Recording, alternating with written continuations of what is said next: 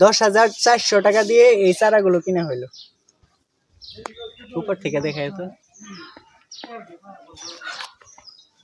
এটা এই যে কাঁঠালের চারাগুলো ছোট ছোট, এই যে রামবুটানের চারা, আর হইতেছে জাবাটি কাবাবের চারা, পার্সিমনের চারা একটা আছে, এই যে একটা পার্সিমনের চারাও আছে।